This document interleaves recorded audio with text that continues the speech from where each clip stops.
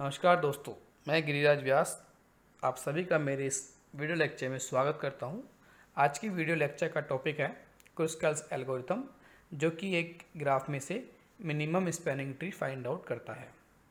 इससे पहले हमने जो वीडियो लेक्चर पढ़ा था उसमें हमने प्रिम्स एल्गोरिथम पढ़ा था, वो भी मिनिमम स्पैनिंग ट्री निकालने के काम में आता है। अगर आप लोगों ने वो वीडियो नहीं देखा है तो प्लीज़ एक बार वो वीडियो ज़रूर देख लीजिएगा। उसका लिंक मैंने डिस्क्रिप्शन में शेयर कर दिया है। उस वीडियो में हमने स्पैनिंग ट्री के बारे में भी बताया था, तो प्लीज़ एक बार ये आप लोग उसे ज़रूर देख लीजिए। To find a minimum spanning tree of a given graph we have two algorithms, Prim's algorithm and Kruskal's algorithm. Prim's algorithm हमने लास्ट वीडियो लेक्चर में डिस्कस कर लिया था। आज इस वीडियो लेक्चर में हम क्रुस्कल्स एल्गोरिथम डिस्कस करेंगे। Kruskal algorithm is a greedy algorithm. That means अगर किसी भी इंस्टेंस ऑफ टाइम पे if we have more than one choices, तो बाय यूजिंग क्रुस्कल्स एल्गोरिथम हमें उस वक्त एक बेस्ट ऑप्शन को चूज़ करना होगा। Kruskal algorithm is use to find the minimum spanning tree of a given graph. To use the Kruskal's algorithm, the graph must be weighted, connected and undirected. यह graph होना चाहिए, otherwise we cannot apply Kruskal's algorithm to find minimum spanning tree. In Kruskal's algorithm, we will use the following functions. पहला function है make set x। यहाँ पे x एक graph का vertex है। तो make set फंक्शन होता है वो एक न्यू सेट क्रिएट करता है जिसका अकेला मेंबर होता है x। दूसरा फंक्शन है find set X. Find set X एक ऐसा फंक्शन है जो कि रिटर्न से pointer to the representative of the set that contains the X. Third is union X Y. Union का मतलब होता है यूनाइट्स द डायनेमिक सेट्स जिसके अंदर एक्स और वाई है। लेट्स सपोज एस एक्स में तो एक्स है और एस वाई सेट में वाई वर्टेक्स है, into a new set and then also it removes the set S X and the set S Y from the collection, ताकि हमें सभी sets disjoint sets रहे। डिसजॉइंट सेट्स का मतलब यह है कि कोई भी सेट में वर्टेक्स रिपीट नहीं होनी चाहिए। क्रुस्कल्स एल्गोरिथम स्टेप 1 में हम एक सेट बना रहे हैं A, that is the set of edges of M S T. Initially ये सेट खाली होगा। सेकेंड स्टेप में हम क्या करेंगे, एक लूप चलाएंगे जो कि हर एक वर्टेक्स के लिए मेक सेट फंक्शन को कॉल करेगा। मेक सेट फंक्शन क्या करता है, हर एक वर्टेक्स का एक सेट बना देता है। दैट मीन्स हर एक वर्टेक्स एक इंडिपेंडेंट ट्री है। In the fourth step we will sort the edges of E into increasing order as per their weight. In step 5 हम हर एक एज को चेक करेंगे जो कि हमने इंक्रीजिंग ऑर्डर में ले रखी है। Then we will apply find set functions to both U and V. अब अगर ये दोनों एक ही सेट में नहीं होंगे तो इनके जो पॉइंटर्स आएंगे वो सेम नहीं होंगे, इसका मतलब ये अलग अलग सेट में है। तो एक ही एज को हमें ऐड करना होगा हमारे सेट ऑफ एजेस में, A equals to A union U V. और जो डायनेमिकली जो सेट क्रिएट हो रहे हैं यू और वी वाले, तो इन दोनों को हमें यूनियन से यूनाइट भी करना पड़ेगा। तो this is our Kruskal algorithm. ऐसे तो बहुत ही इजी है, लेकिन हो सकता है इस वक्त आपको समझ में कम आ रहा होगा। बाकी जब हम एग्जांपल पढ़ेंगे तो ये एल्गोरिथम आपको बहुत ही आसानी से समझ में आ जाएगा। एग्जांपल देखते हैं। Find the minimum spanning tree of the graph using Kruskal's algorithm. Graph आपके स्क्रीन पे दर्शाया गया है। सबसे पहले अभी चेक करिए क्या ये ग्राफ क्रुस्कल्स एल्गोरिथम अप्लाई करने के लायक है। दैट मीन्स क्या ये graph connected, undirected and weighted graph है। एज यू कैन सी ये कनेक्टेड भी है, वेटेड भी है और अनडायरेक्टेड भी है। That means we can apply Kruskal's algorithm on this graph. Solution देखते हैं इस ग्राफ प्रॉब्लम का। First we sort the edges in the increasing order as per their weight. As you can see graph भी दिखाया गया है ताकि आप आराम से क्रॉस चेक कर सकते हैं। यहाँ पे जब हमने एज एच जी लिया है, इसको आप जी एच भी रख सकते हैं क्योंकि अनडायरेक्टेड ग्राफ है और अनडायरेक्टेड ग्राफ में जो ऑर्डर होता है वो कोई प्रॉब्लम नहीं होता है। So pause the video and check the entries of this weight edge table. In step 1 हम क्रुस्कल्स एल्गोरिथम मिनिमम वेट वाली एज को चूज़ करेगा, वो है एच जी। जो कि आपके स्क्रीन पे दर्शाया गया है। सेकेंड स्टेप में GFH को चूज़ किया जाएगा, जिसका वेट है 2।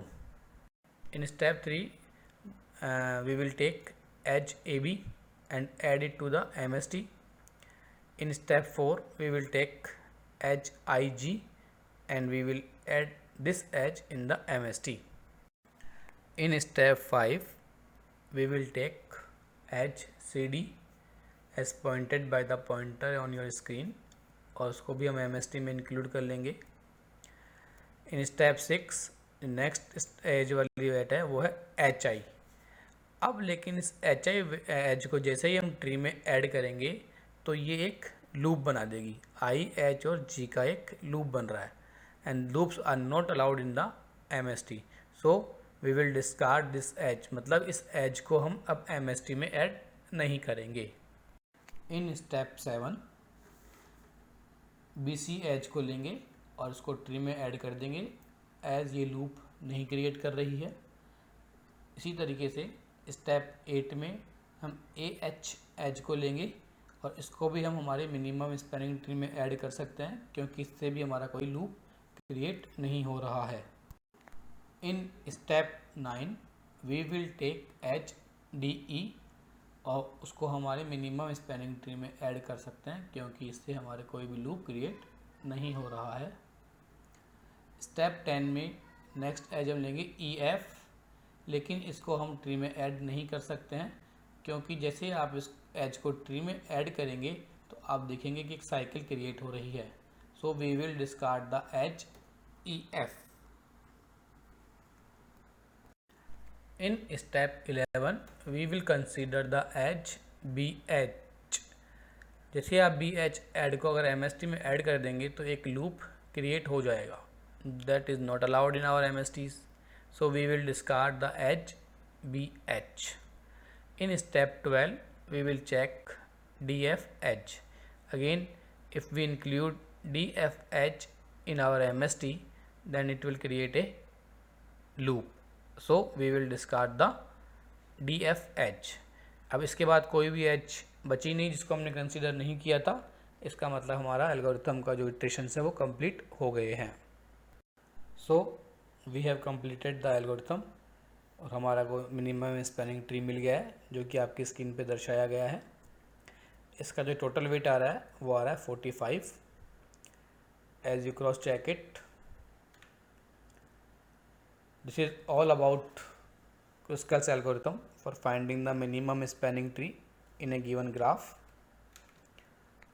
नेक्स्ट हम देखते हैं प्रिम्स एल्गोरिथम और क्रुस्कल्स एल्गोरिथम के कुछ डिफरेंसेस।